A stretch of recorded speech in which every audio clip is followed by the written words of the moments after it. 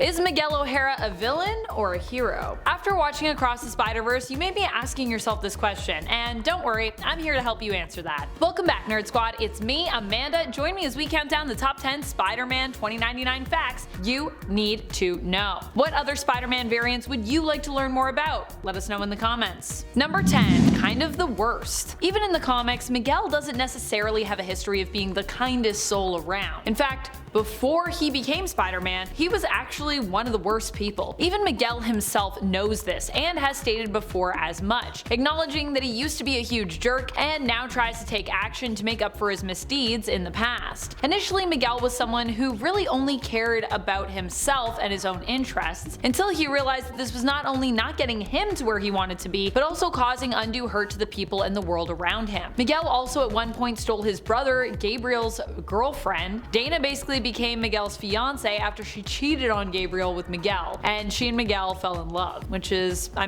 feel like speaks to Miguel's character at the beginning of his story. And friends, before we move on to our next point here, if you love what we do here at Top 10 Nerd, be sure to let us know by clicking that subscribe button. Number 9, villain origin. Miguel O'Hara was a genius working for Alchemax in genetics. He was pressured into experimenting on people in an attempt to, in essence, recreate superpowered individuals. When the experiment went awry, however, he tried to get out and was blackmailed into staying with the company. But Miguel didn't like how he was being controlled and would go to any lengths to free himself, including experimenting on himself. Miguel in this way has a bit of a supervillain tinge to his origin story, if you ask me. Most villains start off kind of in this manner, experimenting on themselves because they're desperate, sometimes to help themselves and sometimes to help others. In Miguel's case, it was to help himself. But while the experiment was sabotaged by his supervisor, it did still work, ultimately curing him of his compulsions, which were sort of keeping him tethered to the company, while also splicing his DNA with the spider and granting him superhuman abilities and powers. Number 8,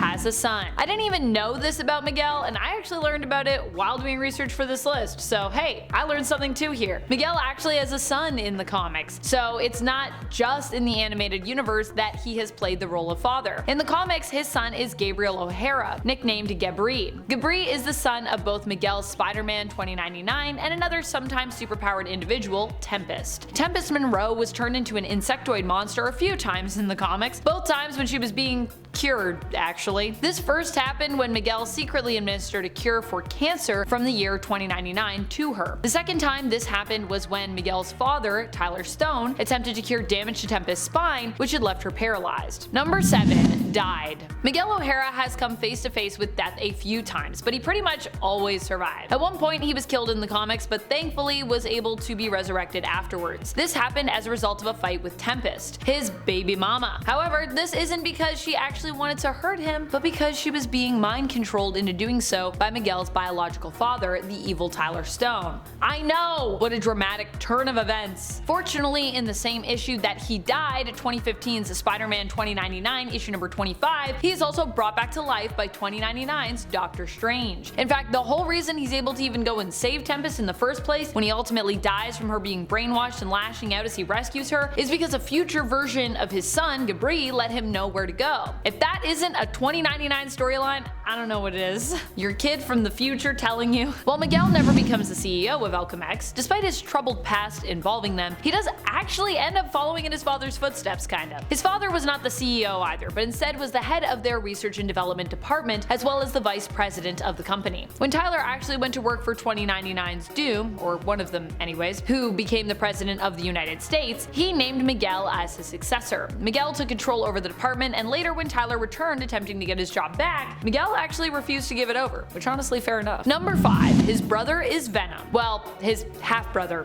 anyways, on his dad's side. Kron Stone is actually Miguel's brother through his father, Tyler Stone. The two brothers never really got along, and Kron actually was completely unaware that Miguel was his brother. Kron in this timeline is the one behind having Punisher 2099, Jake Gallo's family killed. As payback, the Punisher pays him a visit and leaves him to die in the sewers, which is where he is left to bleed out. However, just as it seems that Kron is done for, and honestly, I gotta say, kinda good riddance, he bonds with a black ball of goo that turns out to be the Venom symbiote, who after all these years has continued to mutate and change, surviving. Kron becomes the original 2099 Venom and fights against Miguel, becoming his rival and yearning to cause him pain. In fact, Kron even succeeds in hurting Miguel when he kills Dana, Miguel's ex, who was once his fiance. Number 4. Powers and abilities. While not as strong, as fast, or as intelligent as Peter Parker's Spider-Man, Miguel O'Hara still has some very impressive powers. His powers come from his DNA being rewritten to basically 50% spider.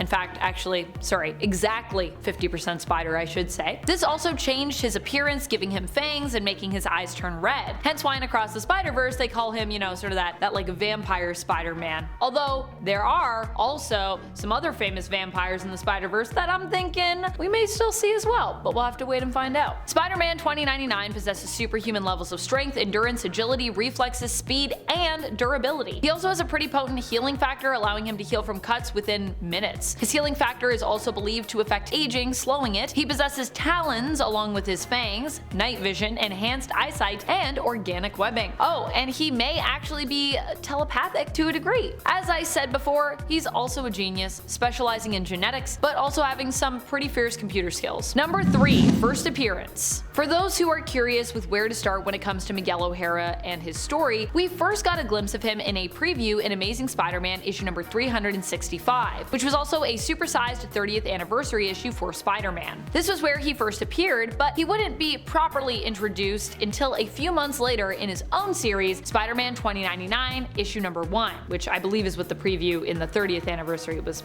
basically for. Spider-Man 2099 was actually the first comic to start off the 2099 line and universe, so Miguel was actually the first hero we'd come to know from 2099 as well. The first issue establishes Miguel as a brilliant but kind of cruel person whose desperation leads him to become a superpowered vigilante. I gotta say, I really love the art and the colors in this book. 2099 is such like a cool world, like really, it just visually is so striking. Number 2. L.Y.L.A. For those who didn't notice, Miguel actually has his own AI assistant. Her name is L.Y.L.A, which actually stands for Lyrate Lifeform Approximation, L.Y.L.A.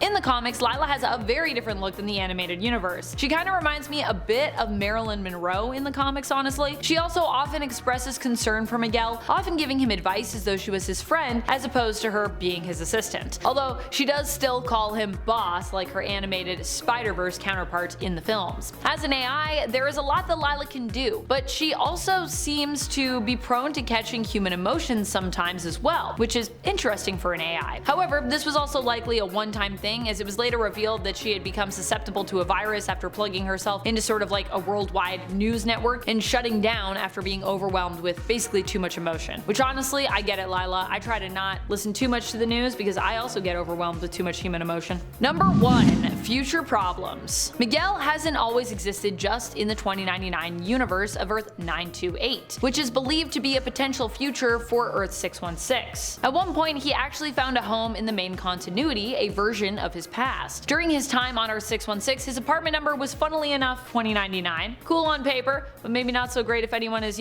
close to figuring out your secret identity as Spider-Man 2099. Just because he's from the future as well doesn't mean that he doesn't worry about it while living in what we would refer to as the Marvel present day. While time displaced, he also worried about the same issues we all do, such as climate change, heating up the Earth, and threatening our future on the planet, politics, and well, romantic relationships, which honestly sounds like our everyday life here in 2023. For a man from the future, it sounds like Miguel can be fairly good at living in the present. That's about it. Until next time, you stay nerdy, YouTube.